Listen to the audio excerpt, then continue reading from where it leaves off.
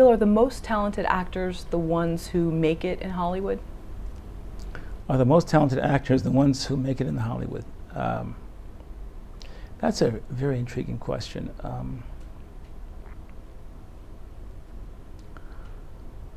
I think that some actors who make it in Hollywood are very talented. They're some of my heroes, the Meryl Streeps of the world. You know, a lot of people that I love their work, but I think a lot of it's luck, looks, strategic alliances and relationships, your agent, and a lot of business components. So everybody I see as an actor, like, you know, Seymour Hoffman, unfortunately, who died recently, you know, acting takes courage. It's not about, you know, how you look only, but Meryl Streep doesn't care how she looks. She just surrenders to the truth of the character. Not everybody has the ability to do that. They look good and they can pretend to be that person. It's not the same as being that person. And there are not many actors that will surrender to that. Being that person, is that doing this whole method acting thing and maybe going off and unfortunately using substances or No, really? No. So it's not, that's not method acting. I mean, look, there are all kinds of acting techniques and whoever wants to go that way, fine. But it's idiotic for an actor to think that in order to play a meth head that he has to take crystal meth. It's like, that's insanity. Actors who can play a crystal meth head talk to crystal meth users and see what they do. But the truth of the matter is, once he sees that, or she sees that, what great actors understand is that we are everything. So therefore, you don't have to take crystal meth, you just surrender to the crystal meth head within you. See, actors who play, they may hate child molesters, they may hate murderers, they may hate whatever as people. But what they realize at one time or another in their lives, they have evil too. And surrendering to that is the, I mean, to me, that's the strength, the glory, the courage of great actors. And we don't have many of them, unfortunately. We always hear about that artistic struggle where someone, you know, grew up in an orphanage and they overcame, you know, terrible hardship, and then they were able to take all that sort of angst and then turn it into roles. But does someone have to go through all that? Can someone be from a great upbringing, their parents paid for their college education, and then they can somehow turn that on and tap into that dark side that they don't want to admit within a nice party of people that they have, but everybody does have it? Do you have to struggle? I don't know anybody who hasn't been through pain. I mean, I know very wealthy people, and they're some of my friends of mine, but the size of the house and the model of the car and the clothes that you wear to mask your humanity and your vulnerability is nothing real. I mean, you can go into many, many mansions and meet misery in the face. I mean, so an actor who's grown up in privilege, it doesn't mean that his father did not abuse him. Right. It does not mean his mother was not insane. It means the appearance of perfection was there. Right. Does that make any sense? Yeah, fascinating. So going back to the most talented actors making it in Hollywood, you'd mentioned many factors. What does work ethic play into that? And what if somebody has so many things, especially work ethic, but is somehow lacking in something else and never makes it? I mean, is it, work ethic is Can you fail at having a great work ethic and really try to make it in this business? Well, I think what you're talking about, having a great work ethic and still failing, that applies to any business. I mean, you can know everything, but if you don't know anybody, whatever you know becomes insignificant because you have no path to realize your dream. You have to have a mission, a path. Some people are very lucky and very fortunate, and they exchange sexual favors or whatever it is, and they get ahead or whatever. No pun intended. But the fact of the matter is that just being talented only, it's kind of and this is my opinion, a naive thought in terms of making it, because it's called show business. And if you have a nice face and a nice body, that's okay.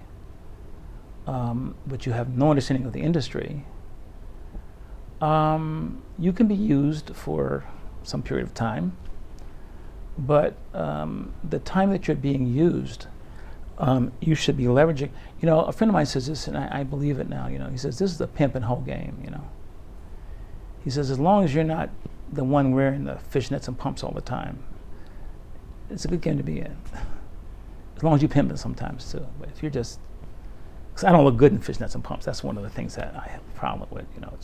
You don't want to see that picture. But the fact of the matter is that the agents and the managers go out there in their fishnets and pumps and provide something for you that you're paying your percentage to. So talent is one aspect of it, but the business of making sure that your talent is leveraged to your benefit also. You should own something. You should own your own content at some point. And right now, listen, these guys, two guys made a feature film with 2 cell phones.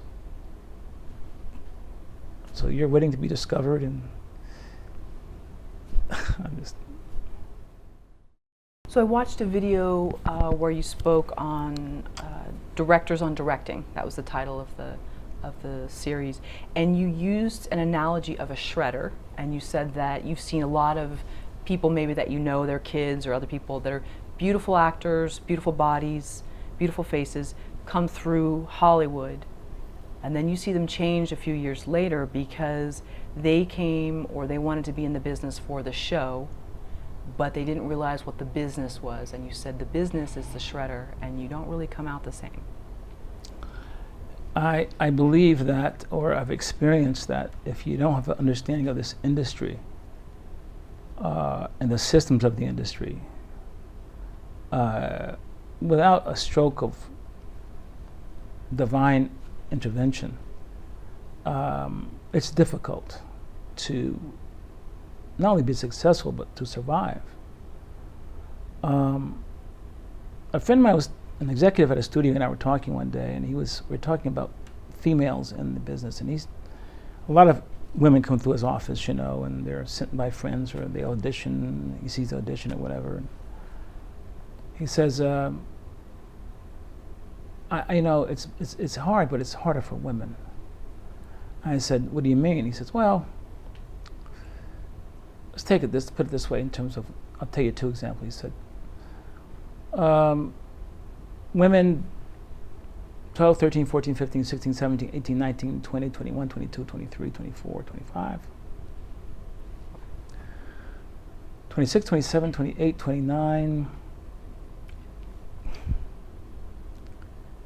30, 31, 32, 33, 34, 35, 36, 37, 38. So I'll give you an example. He said, Harrison Ford can be a lead in the film and have a female love interest that's in her late 30s, early 40s. He said, name one female actress in her 70s that could have a male co-part lead in his late 30s or 40s. Name one. It would cause a lot of stir. I think that we may not be seeing that in anything soon. So a lot of people come out here with dreams, and I'm not saying there's anything wrong with dreaming, but have some kind of strategic plan that I mean, when I was coming here, black man, big guy, dark, there was no internet, there was no YouTube, Facebook. People that look at like me right now, coming out here, they can create webisodes for nothing, and they can be seen, and their work can be seen, and they can actually, It's Always Sunny in Philadelphia started off as a webisode. Danny DeVito saw it, and now it was about 9 years. So the thing is that, I mean, I always say to these kids, what are you waiting for? You're waiting for a system that is, I forgot the exact stats at SAG, but I think it's that of the entire union, between 5 and 10% work at all annually. That 10%, only a couple of percentages make over $10,000 a year. Just go by the stats. So if you don't come in here understanding the reality of what you're facing, it's not the most pleasant journey. So knowing that people do change coming out here, and I've witnessed it myself in just casual, just knowing certain people over the years, and it does change you. How can someone preserve themselves a little bit, or be maybe not as jaded, or maybe they go through a jaded period and then they come out the other side?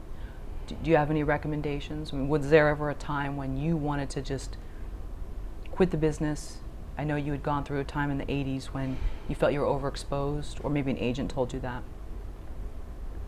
So it sounds like everybody almost has to have this like roller coaster ride a little bit. Is there a way to flatline, or no, that doesn't happen? There's a great book. There's two books that I would recommend to people.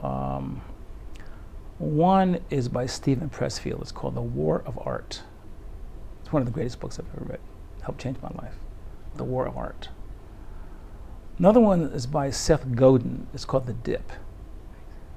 And The Dip talks about people who are serious about whatever they're doing. They go, then they have a dip.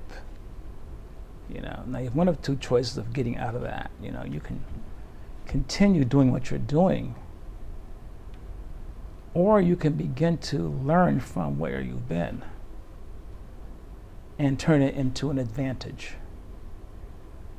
So if you want to be an actress for 20 years or 15 years and you never really were able to get a foothold or a great agent or whatever, you can either stop, or you can say, how can I use another way of getting to where I want to go? And today there's no excuse. As I said, webisodes, mobile TV, games, cell phone apps. Kids made a feature film with 2 cell phones. I mean, what are you waiting for? The thing is that we're caught in this old paradigm that I cannot do anything without the permission of a system. And if you continue to think that way, you're right. You're waiting for permission. But suppose you say, I'm no longer waiting for permission. I'm going to create my own opportunity. It may not be perfect in the beginning, but I'm going to refine it. I'm going to create strategic alliances. I'm an actor-writer, but I know a starving director over there. That guy hasn't worked in 5 years, and he's looking for something. Maybe he and I, or I know a set designer who's kind of, or a producer was fired 4 years ago, hasn't worked since. But that kind of thinking. It's another book that Seth Godin wrote called Tribes. He says, stop trying to do it by yourself. Stop trying to do it by yourself. You don't have to. I remember when that thing was called a Nagra. Oh, yeah. And it cost $5,000. What the hell? It's 250 Jesus, you guys are killing me here, man. $250. Yeah, less than 300. Great sound. Yeah, great sound. God, this is what I'm talking about. Yeah, absolutely. So this professor, and you don't have to name the school, it'd be best not to, but this professor was giving advice to students And you noticed that that advice was either already obsolete or would be obsolete by the time most of them paid off their student loans. No, by the time they graduated. By the time they graduated. And what they learned from the school would be obsolete, and they would not be able to pay off the student loan with what they learned. This is very upsetting. When you went back to film school, because you said you, in prior press, you weren't able to book roles for a while, or you had hit a dip, and so you decided to take matters into your own hands and become a filmmaker. What things did you retain from that time? Was it AFI that you went to? Yes. Okay. And what were myths? So what was extremely helpful that you still remember today, that you still use, whether it's just people skills or giving feedback to an actor? And what were myths? The American Film Institute was a great learning place. A great man who's partly responsible for me being in this industry is named Tony Villani, and he was the head of the American Film Institute at the time. And Tony was a no-nonsense person. At that time, it was a cutting process.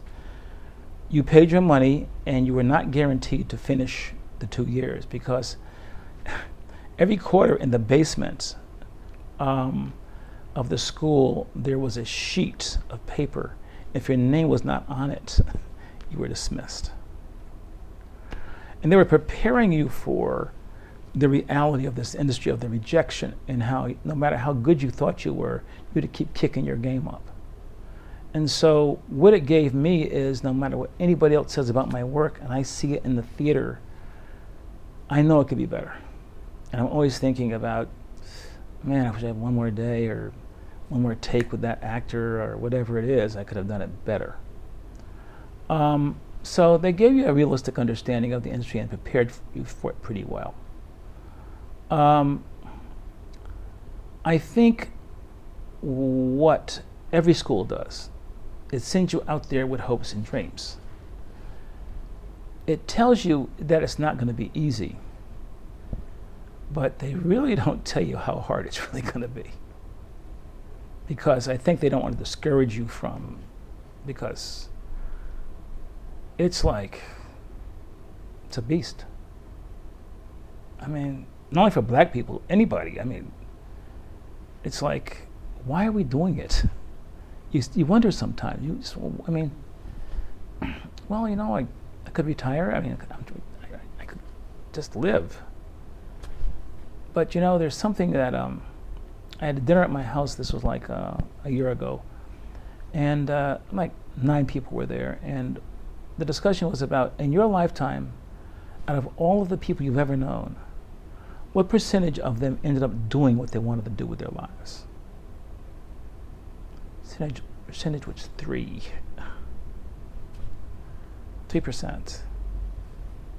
So when I look at my good fortune, all I continue to go through and have been through, but I am still doing at my age what I want to do with my life, and I wake up every day and I want to do more. I do never want to retire.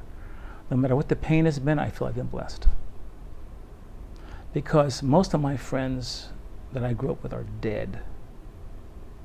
Or if they're not dead, they retired from jobs they hated that they did for 35 years or more.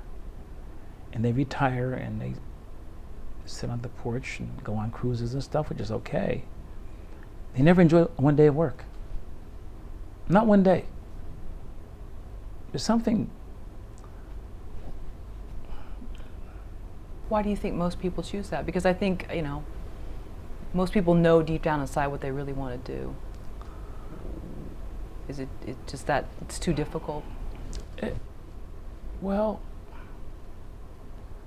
why do most people make that choice? I think security. There's some security in having, you know, 2 kids and the house and the car.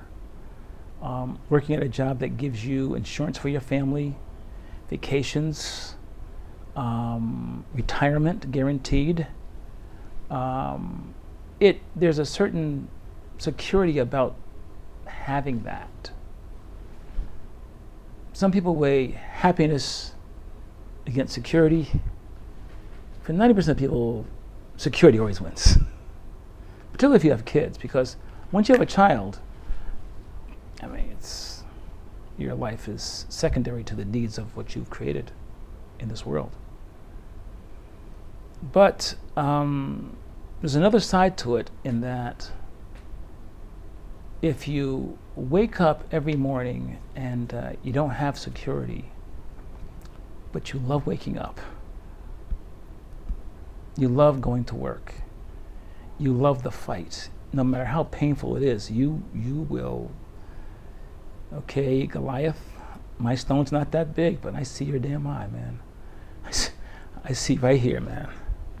I'm not saying today, but you see this little, I'm twirling the stone, you know. It's taken me longer than I thought. You're going down. Can you recall a time that in your career you were sure that you had, quote, made it, and then as things happen in this town, you never really make it until you've actually received the check or you show up or whatever? There's so many variables. And then another time when you thought, I'd never work again in this business, and you were pleasantly surprised. Well, there are times I thought I'd never make it in this business. I remember being in New York City as a young actor, you know, and I graduated from NYU School of the Arts, and I got a part in the Negro Ensemble Company, and that was pretty prestigious, and worked at a couple of more gigs as an actor, stage actor. And then couldn't pay my rent. Didn't work for 6 or 8 months. Unemployment ran out, and I ended up panhandling on the street. But before that, me and my girlfriend used to steal. We put on these trench coats even in the summertime, and we sewed these big pockets on the inside. We'd go to the AMP supermarket, and we'd put meat and stuff in them, and we'd buy like maybe some cereal, and just, that was a low point. Then I panhandled, and it was like, I was a drug head, you know. Then I found transcendental meditation and other things, and that saved my life. Another times would be when Palmer's Town, USA was a hit show on, I think, CBS. Alex Haley and Norman Lear, a couple of seasons, making great money, high lifestyle. I said, okay, now I've done this, I've proven myself as an actor. Didn't work for 2 years. It's like, it made me really question my talent. Quit acting, went to the American Film Institute. American Film Institute made a film there, and short, and called The Hero, got awards and stuff. Nobody would buy it. Nobody would take me as an actor, as a director. Got depressed, went away, took a meditation retreat. David Jake, my agent, calls me and says, come into right away, because David Jacobs wants to see you, possibly to shoot Knots Landing. I was there, I went back, drove so fast, got back. On Monday I was in David Jacobs' office. He and I talked, said thank you, went home, got a call from my agent, you're hired. Knots Landing. I called everybody I knew, man. It's just like heaven, heaven, heaven. Joe Wallenstein, the producer, on my last day of prep, called me in his office and said, Bill, great prep. We know you would make it, man, because you're great, good. You could tell by your reel. I said, what reel? I said, well, the reel that you sent us from your other shows. I said, I just got out of AFI, man. I just got my... He says, wait a minute. Goes in David Jacobs' office. David Jacobs had mixed my box up with somebody else's. So I got hired by mistake. So they followed me around for the first 3 days, once they knew what I was doing. And that was one of the higher points of my career, because it was like, I got multiple episodes of that show and multiple episodes of other shows, and based upon that particular triumph for me. And that was, so I was at low, and then I came to a high. Then I directed, like, you know, Sister Act 2 and other films, and Hoodlum, and movies, but you know, it's like you think, okay, I've proven myself here. But if it doesn't make a certain amount of money, no matter if it breaks even, makes a certain profit, okay. But for most of us that are black directors in this industry, if it doesn't just blow the roof off, it's not easy. So you decided to do a documentary entitled Dark Girls. Yeah, I decided to put a documentary division to my company, and I put my own money up with my then partner Chanberry, and we just, something you should never do in Hollywood, but we believed in it. And we made a documentary about racism in the black community called Dark Girls, with dark-skinned women, what they've gone through, including my sister and family. And I wanted to talk about it because there's so much pain, because young girls today in playgrounds are still going through that. We made it and toured it around the country, and by the grace of God, Oprah Winfrey's folks saw it. Now I have a 3-picture deal with Oprah Winfrey: The Light Girls, What is a Man and What is a Woman. And now the Dark Girls book will be coming out. HarperCollins picked the book up. November 4th, the Dark Girls book is coming. And now HarperCollins is talking about possibly doing the What is a Man book and What is a Woman book also. And I'm also creating a cell phone app company. I'm creating brands now, so that if I do a project, it's not only going to be a film, whether it's a feature film or a television movie or a documentary. It's going to be a brand. So I'll have the film, a book, and a cell phone app. So going back to when Dark Girls was first released and it screened, I understand there was a mixed reaction because some people applauded you for bringing this problem out into, you know, general society, whatever. But then some people were upset because they felt, oh, well, you're divulging something we want to sweep under the rug. Well, you know, two things that are disturbing. You know, I'm a documentarian. It's one of the things I do. So as a documentary filmmaker, particularly putting your own money up, you're saying, okay, I'm giving a voice to the voiceless. I'm helping heal pain. That's my attempt to help. That's what I'm doing. I'm not a psychiatrist, I'm a filmmaker. Two questions that were faced. We're talking about the Apollo Theater, a few thousand people, Warner Theater, and it's just like, two questions were asked. One, so what are you going to do now for us? I'm saying to them, I said, you know, I'm a filmmaker. You are the audience. If you got something from the film, your teachers, your psychiatrists, your business people, what are you going to do is the question, not me. I'm not a political leader. I'm a filmmaker. So what are you going to do? And then there's, oh, okay, we got to think about that. And then the second thing was a lady in the Apollo Theater. I showed the film, and she stood up. She was an older lady, and she said, oh, with all due respect, I thought the film was great, but why are you airing our dirty laundry? That's shameful. I said, ma'am, with all due respect, it's because it's stinking up the house. And she didn't like what I said, but I was being honest, because there's so much in the American community, but in the black community in this nation, there are so many things that we are expecting to be solved by someone else. There's this expectation of salvation, you know, somebody on this horse or this train of gold is going to come in and they're going to save us. I remember we were waiting for Godot, you know, a great play. Godot, he never came. The city just left on rocks waiting.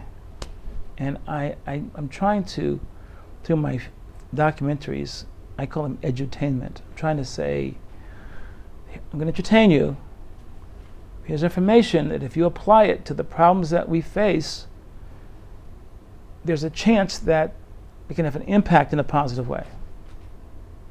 But I cannot do that for you. That's not what I do. I am a filmmaker. And what we're finding is somehow that's not enough. So with Dark Girls, did you already have distribution in place before you made your investment in the film? There was not one piece of distribution in place when we put our money together to make Dark Girls. We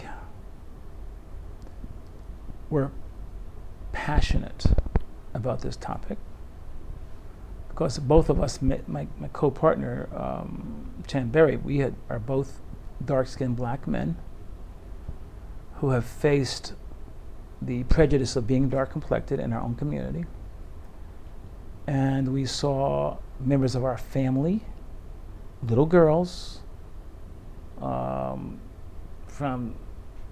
5, 6, 7, 8, 9, 10 years old, going through this pain, being called monkey, ape, darky, gorilla face, ugly, and asking their mothers, can they be bleached lighter because they were ugly, and the parents trying to say.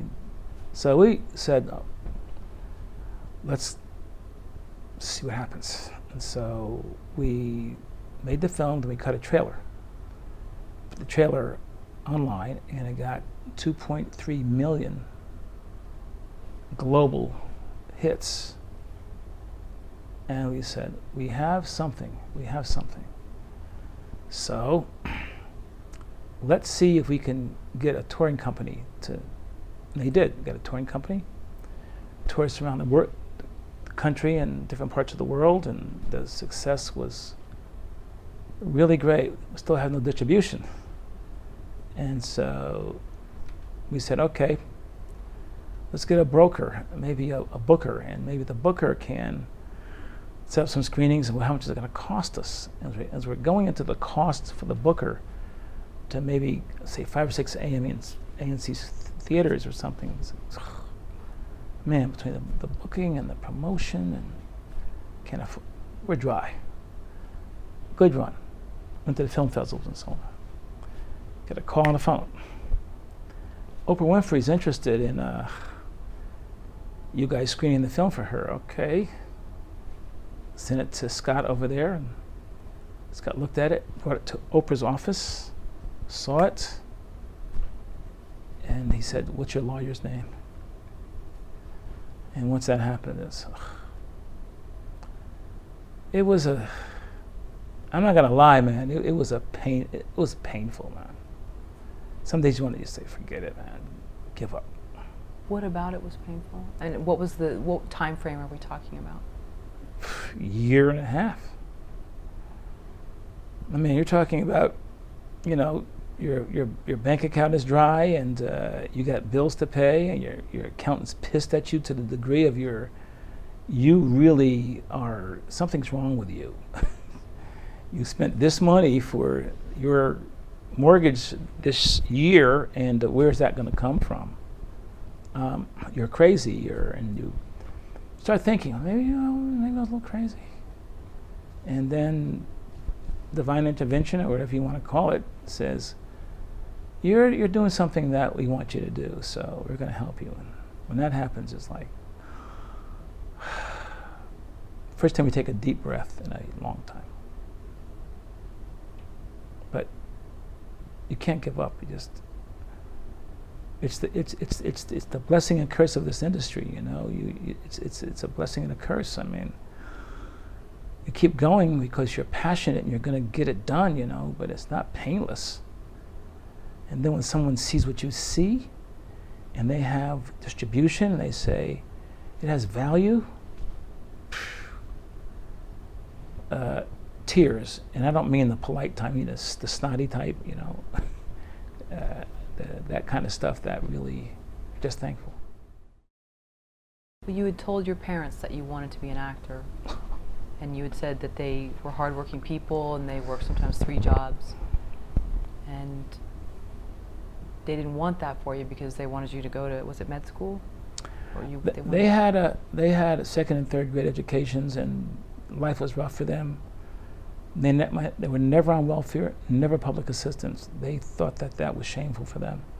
My mother worked 2 jobs, my father worked 2 and 3 jobs. And because they knew of what not having an education meant, they insisted that my sister and I go to school. In those days, they told you what you were going to be. You're going to be a doctor because doctors make money. So you're going to take some pre-med courses. So I was at Dutch Community College and taking anatomy and physiology and cutting up squamous acanthias and cats. And my bedroom smelled like formaldehyde, and cutting veins and arteries and seeing the intestines. And it was fascinating from an artistic point of view, but gory as hell. I mean, God bless doctors, man. I mean, really, for real. They do it every day, but it wasn't for me. They said, okay, you failed those courses. Okay. You're not going to do that. Well, you're writing all the time. You're not very outgoing. You're writing your journal. You're going to be an English teacher. Okay. So I got a scholarship to Boston University, Martin Luther King Scholarship, in English. And I was there for the second year, I think it was. And I'd fallen asleep for the third time in my Chaucer class. Old English and Middle English and Chaucer. God. I mean, I'm not saying, not blasting Chaucer, but Chaucer is rough. I couldn't take it. I fell asleep. Kicked out of the class. I was going to just go back to Poughkeepsie and just try to get a job at IBM. My roommate, Israel Hicks, says, you always been, you were in that play at Dutch Community College. You said you liked acting the Emperor Jones. You always want to do something like that. You told your parents and they just shot you down. Look, you're going to go back to Poughkeepsie. Let's give it one more shot. Just go up to the School of the Arts and talk to the guy, Lloyd Richards, and see if we'd let you in. Lloyd Richards was the first black director on Broadway. He did Raisin in the Sun, a serious play.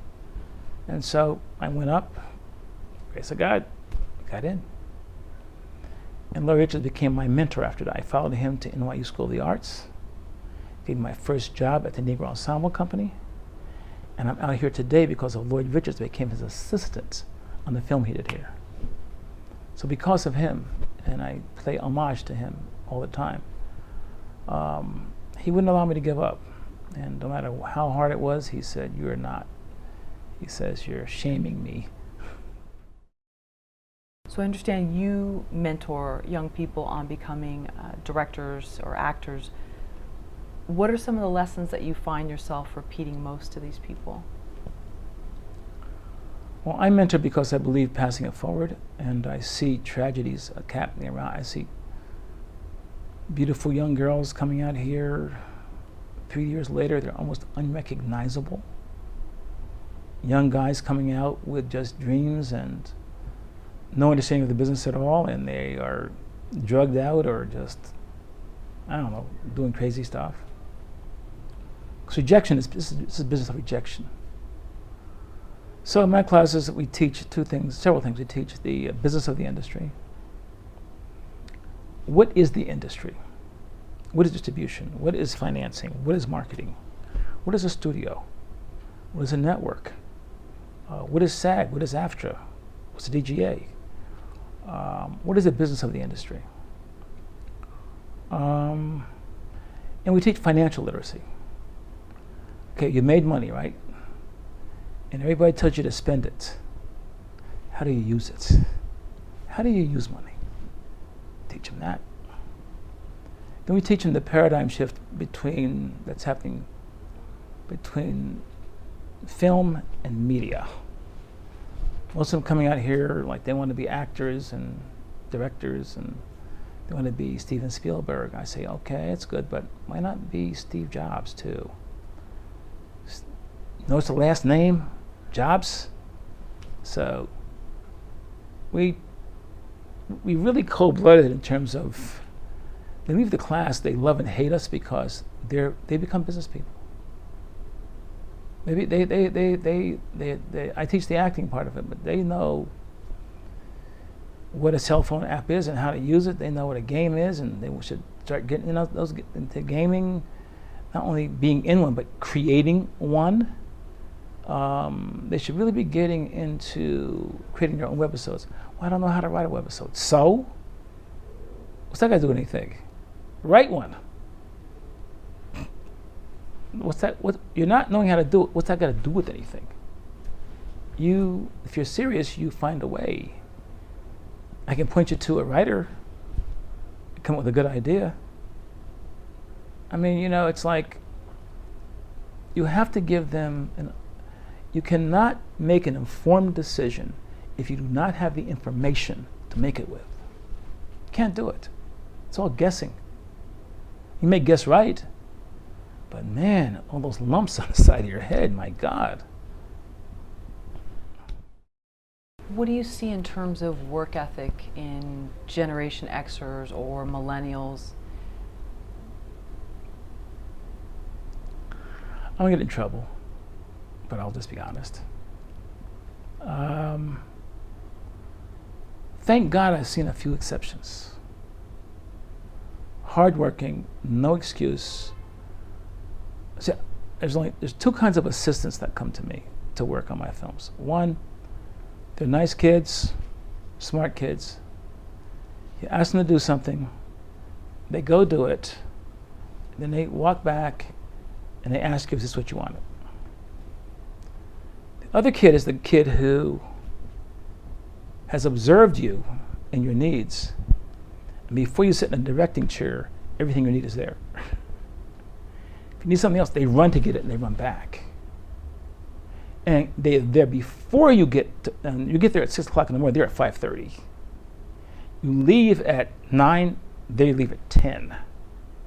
You see, they understand the industry and the fact that they know they need missionaries. So once they satisfy my needs, I become their missionary for their next job. They understand it and they get it, but not the majority. The ones who walk, there's a sense of entitlement. I'm not quite sure where the hell that came from, but somehow I look good and I should have that part. What is wrong with you people? Don't you recognize my talent? I'm brilliant and I'm talented and I'm handsome and I have nice breasts and on my butt and I dress, look at how sexy I am. What is wrong with you all? Oh, there's only just maybe a million or so you landing here per year that look just like you with the same butts and breasts and beauty, and I think you have competition. Do you think it's a generational attitude, or do you think that the mind of most, there's a level of narcissism, and we all have it, but do you think that's just part of an artist's persona a bit, or is it a generational thing? I think it's both. I think for art, in terms of our industry, I think it's a sense of artistry and the rest of it. But there's something about, how can I say? Okay, there's a difference between waiting to be discovered by someone and discovering yourself. It's like being discovered and discovering yourself is a different consciousness. Sure. And I think the newbies now there's some kind of entitlement mentality. But it's partially our fault too, because we have not prepared them for this. And so, the Lindsay Lohans of the world, those kids, I feel sorry for them. That the media just tortures and just devours them. But you make a couple of films, you think, hey, you've made it, and you take a script to somebody and you say, I know I made those films, but now I'm going to make this one. And they tell you, I'm going to say this once. Shut your goddamn mouth. Sit down. And don't come back until I call you. You have no power. That's kind of a painful thing. And if you don't have God in your life or meditation or something, you're going to take something to kill that pain. And you're going to take something. It could be alcohol, drugs, with ecstasy. But the point is that this is a business of rejection. And I'm not so sure this generation understands the layers of the rejection, the levels of the rejection. people who won Grammys, let's say, in music 2 years ago, where are they today? Haven't heard names. People have starred in nice movies, independent movies, did a great job. Where's their next film, their third film or whatever? I'm just simply saying it's a business of rejection, and if you think because you have talent that is what's going to get you through, I think you're in for a painful journey. But if you have the understanding of a business person and you're creating maybe your website company, and you're creating your something else, and plus your film, and you're creating strategic alliances with the people, you may have a shot, and you may take that next role you get and leverage. Look at Queen Latifah. I mean, Queen Latifah was a rapper, made a couple movies, then had a clothing line, now has her own show, and producing movies. If you want to follow an example of a business person, if I was a woman in this business, I'd look at her. I mean, a lot of pretty actresses out here who are acting, but those looks ain't gonna last. I mean, they're gonna last. After 32, I'm not trying to be mean. They just don't take you seriously. So what are you gonna do?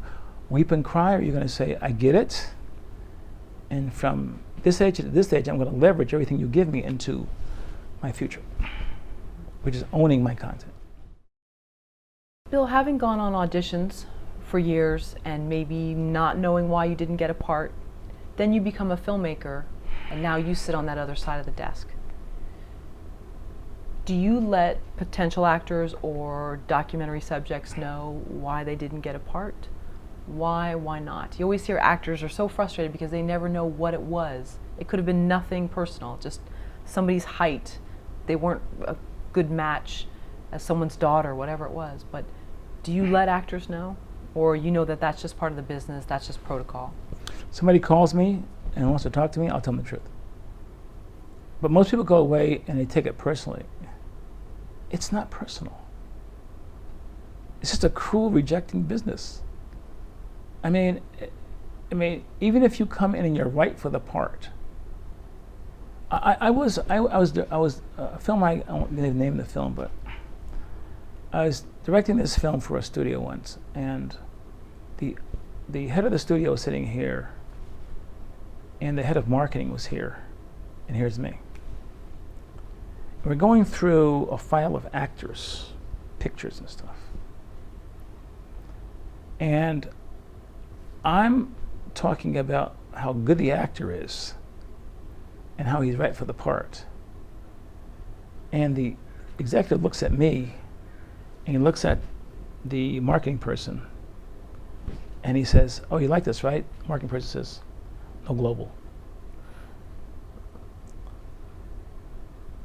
I learned so fast because it had something to do with the actors. But if they had no global audience, they're not going to be in the film. They could have done the greatest audition for that part, but they bring no business. And the actor goes home and says, I was great, and they rejected me. Maybe I'm not so good. No, you're brilliant. You were the best guy for the part, but no global.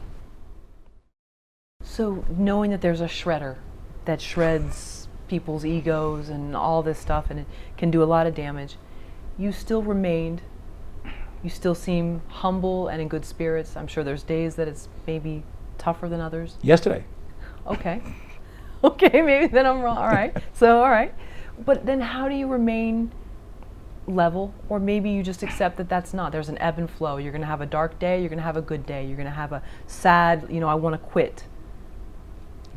How do you maintain your self-ness? I was very, very fortunate 40 years ago to discover transcendental meditation. Transcendental meditation saves my life every single day. I meditate every day. And I do things like yoga, I am a crazy person, so I do Bikram yoga. 112 degrees and 26 postures, and that takes a lot of stress out. And a little Tai Chi. I'm in the gym 3 days a week. So it builds it's not only my physical, but it builds my fortitude, and I believe in God. I see the witness. I mean, I don't go to church very much, but I know from me experiencing there's something there. I can't describe it to you. I've seen divine intervention. I can tell you, I'll give you one example of the show that's going to probably get done, this movie. I was sitting in a restaurant talking about this organization that I really needed to come on board to make this movie happen. Me and my friend were talking, me and my lawyer were talking, and how are we going to get to this organization? Because I don't really know anybody in the studio and organization, etc. And so there's this guy sitting with two people next to us, and every once in a while he'd look over at us, So he gets and pays the bill. And he says, here's my card. He was the guy. he was the executive of the studio. What are the chances? Take that to Vegas. What are the chances of that? I'll give you another example of divine intervention. In 1984, I was in a plane crash. I don't swim. Crashed in the ocean. Pilot gets out, everybody's out of the plane. I'm standing on the wing with this little life donut around my neck. And the pilot says, jump, jump, undertow, undertow. And I said, I don't swim. He says, jump, undertow. I said, well, I'm going to die anyway, I might as well. I jump. I forgot to tie the donut around my waist. I get it on once, twice, third time, donut's here. I take it and put it around my head. He says, paddle away. Like a dog, I do like this and kick my feet. Get 100 feet away. The plane goes down whoosh, into the ocean. If I'd been on the wing, I would have died. Lady says, boats, planes, boats, planes. I think she's delusional because before we die, we just see, because there's blood in the water and we're in the middle of the ocean. And now check this out. Twice a year, the Hawaii Fire Department sends its emergency rescue teams out to do emergency rescue exercises in all different parts of the ocean. This day, they were 1/2 nautical miles from where the hell we crashed, and they came and saved us. Take that to Vegas and get the odds on it. I'm in the boat going back to the shore in Hawaii. And I'm sitting next to the pilot. I'm saying, you saved my life. You gave me instructions on how to paddle away. He looks at me. This guy's maybe 6'4", skinny, pale, Ichabod Crane looking, blue eyes. I can see his face now, black hair with white stripes in it. And I say, I just want to thank you for saving my life. He said to me, he says, I appreciate you saying that to me. He says, but I don't know who you pray to, He says, I'm a Catholic, so I pray to God and Jesus. He says, but don't thank me. Whatever you pray to, thank that. And he grabs my arm, he looks in my face, and he starts crying like a baby.